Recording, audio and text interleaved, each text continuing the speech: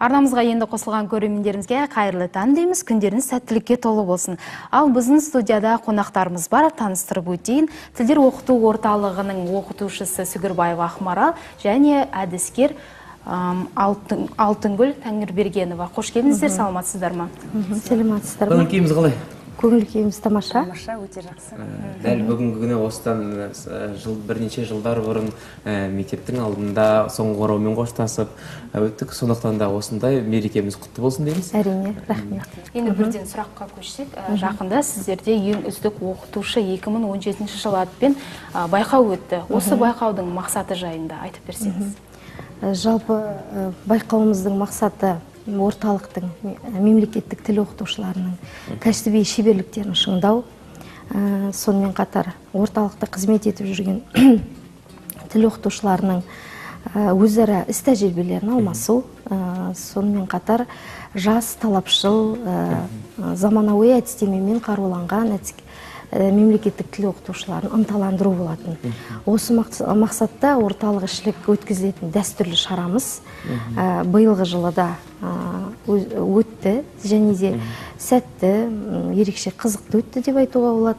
Өйткені бұл байқауға орталықтың мемлекеттік тіл оқытушыларының ішінде жас оқытушылар қатысты. Яғни еңбек өтілін 5 жылға жетпеген дейінгі және жастар, бір сөзбен айтқанда. Және де орталықтың штаттан тыс мемлекеттік тіл оқытушыларын да шақырылды. Атап өтетін болсақ, Мәртік ауданына мемлекеттік тіл оқытушы штаттан тыс Сейітова Жадыра келді. Қарғалы ауданынан Жиенғазина Жайнагүл деген оқытушымыз және орталықтың оқытушысы Тәңірбергенова Алтынгүл Өтәліқызы қатысты. Барлық қатысушылар байқау талаптарымен алдын ала таныстырылды. Енді жастар болғасын жерде олардан бір жинақтап жатырған әдістемелік қоржындарын білгіміз келді. Ересектер аудиториясындағы жұмыстарының қаншалықты деңгейде өтіп жатқандығын, аяқ алыстарын, өзара бір жақсы, жағымды бәсекелестікті көру мақсатында өткізген шара болатын. Осы 2 бөлімнен тұрды. Таныстырылым бөлімі, яғни қатысушылар өздерін таныстырды алғашқы бөлімде, және де екінші бөлім менің үздік сабағым деп аталатын бөлім. Енді бұл сайыстың нағыз қызу практикалық бөлімі. Қатысушылар өздерінің үздік әдістемесін осы панорамалық сабақ күйінде дайындап көрсетті. Жеңімпаздың есімін естісек бола ма? Жеңімпаздың есімі дәл қасымда отырған Тәңірбергенова Алтынгүл Өтәліқызы. Құттықтаймыз. Рахмет. Жалпы үздік оқытушы жалпы қандай болу керек негізі? Және де тіл үйретуде арнайы бір тың өзіңіздің жобаларыңыз бар ма сонда? Немен ерекшелендіңіз? Жалпы сайыс жөнінде айтып өтсек, алдымен сайыс өте жалпы қандай сайыс болмасын, бұл тіл оқытушысы да болсын, өзінің бір берері, қатысып тұрған адамға тіл оқытушысына өзінің бір пайдасы, сүбелі ойлары болу керек деп ойлаймын. Сол себепте сайыс мен үшін өте қызықты өтті. Және де өзім сияқты жас мамандар қатысты, жас тіл оқытушылары. Олар да әлсіз тұстарынан көрінген жоқ. Қандай жағдай болмасын, өздерінің жас екендеріне қарамай, қажырлы, қайратты еңбектерімен іс тәжірибелерін көрсетіп, көз алдымызда жақсы дәрежеге ие болды деп ойлаймын. Тың жобаларыңызды айтыңызшы біздің қызық болып тұр. Ерекше көзге түскен. Жалпы әдістемелік жұмысқа келетін болсақ, ең бірінші осы жалпы менің сабақтағы кеше үздік оқытушы алғандағы сабағым бұл ең үздік сабақ деп есептелетін Астана Қазақстанның елордасы, яғни Астана Қазақстанның астанасы тақырыбындағы сабақ болатын. Бұл сабақтың дайындығы мен әуел бастан басталып кетті. Неге өткені бұл Орынбор облысында, Ақтөбе облысының күндері аясында өткен шарамызда сол жерде бастап, дайындықты бастап, яғни практикалық сабағымызды сол жерде бастап, сол Орынбор облысындағы қазақ бауырларымызға, соның ішінде жас балаларға, жас өспірімдерге, оқушыларға Астана қаласы туралы ашық сабақ өткізген болатын.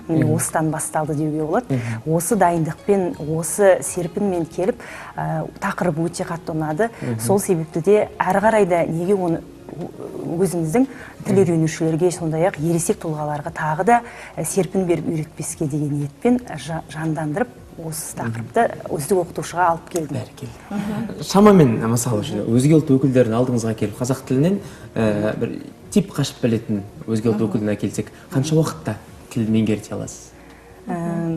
Әрине, тіл үйренуші бұл жөнінде ең алдымен ол мұндай уақытта мұндай кепілдік берем дегенін тіл үйренуші ең алдымен өзінің мақсаты болу керек. Келгендегі, орталыққа келгендегі мақсаты. Орталыққа мен тіл үйренемін деп жанданып келу керек. Көзінде оты бар, нұры бар адам, ол тіл үйренуде бір өзінің шектеулі уақытын қоймақ, әрі қарай өзінің етіне байланысты үйреніп кетеді деп ойлаймын.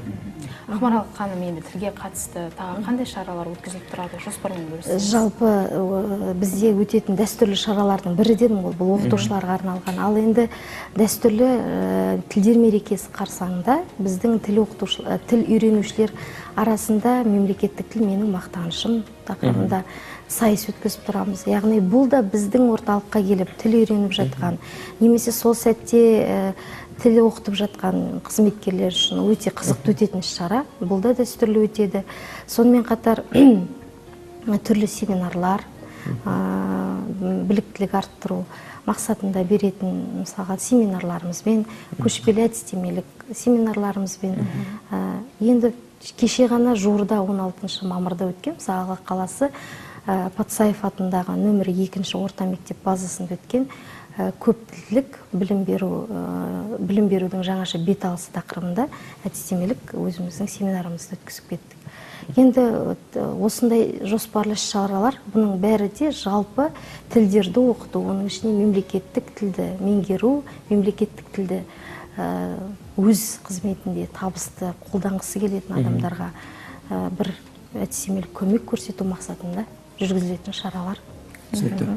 Жалпы айтып жатады, біздің қазақ тілін меңгеру, үйрену, оның дыбыстарын, әріптерін жеткізу бір қиындық тудырады деп айтып жатады. Бірақ та қарап жатсам, менің білетін таныстарым бар, итальяндық жігіттер бар, қазақша судай сөйлейтін. Тіпті біздің қазақтың тойларында бір қызмет үшін американдықтар бар, қазақ тілінде еркін меңгеріп жүрген. Оларға қажет болды, олар тілді меңгерді. Демек, олардың материалдық жағдайын жақсартуына өз үлесін тигізді біздің тіліміз. Әрине. Ал басқа неге осы қайдан шыққан осы әңгіме, біздің тіліміз қиын деген, қаншалықты расымен де қиын ба? Енді мен жалпы қиын деп айта алмас едім. Жалпы кез келген тілді меңгеру үшін үлкен психологиялық дайындық керек. Иә, оның бәрі үлкен қажеттіліктен туындайды. Ішкі уәжі мықты болу керек тіл үйренушінің. Яғни сол тілді меңгеремін, сол тілде сөйлеймін деген ішкі уәжі, дайындығы мықты тіл үйренуші нәтижеге қол жеткізе алады. Және тағы бір айта кететін жайт, көпшілік ойлайды, мен тілдерді оқыту курсына бардым, мен қазақша сөйлеп кетемін деп. Тілдерді оқыту курсына қатысып, білім алу бір бөлекте, ал енді сол алынған білімді күнделікті өмірде өзінің қолданысына енгізу және де оны үнемі белсенді түрде пайдалану ол екінші жағы. Сондықтан міне тілдерді оқыту курсына келіп қазақ тілінің қарапайым деңгейінен бастап білімді ала бастадыңыз ба, сіз тыңдаушы ретінде, сол тілді меңгеруші ретінде қазақ тілінде әуендер жаттау, жаңа заманауи әндер тыңдау, балаларына шағын ертегілер оқу, мәтіндер оқу, газет журналдағы жарнамаларды оқу. Осының бәрі өз бетінше тіл үйренушінің жүргізуге тиісті шаралары. Сонда ғана мына тіл адамға сіңеді. Мысалға, енді кей кезде айтып жатады тіл үйренушілеріміз, біз дүкендерге, қоғамдық көліктерде естіп жатамыз, біз жауап беріп жатамыз. Сол кезде басқа да адамдар бізге бір жылы шырай білдіріп, қуанып жатады деп өздерінің бір ризалықтарын білдіріп жатады. Оның бәрі жағымды әсер тіл үйренуші үшін. Яғни арасына марапаттап та тұруымыз керек, бәрекелді, тамаша деген секілді. Осының бәрі ынталандырады тіл оқуға. Жылына қанша адам оқытасыздар? Өзге ұлт өкілдері бар ма? Өзге ұлт өкілдері жалпы енді тілдерді оқыту орталығының құрылғанынан биыл 10 жыл толып отыр. Яғни өз қызметін 2007 жылдан бері жүргізіп келеді. Жалпы саны 12.619 адамды тілдерді оқыту курсымен қамтыған, оның ішінде мемлекеттік тіл курсымен 11.500-ге жуық адамды қамтып отыр.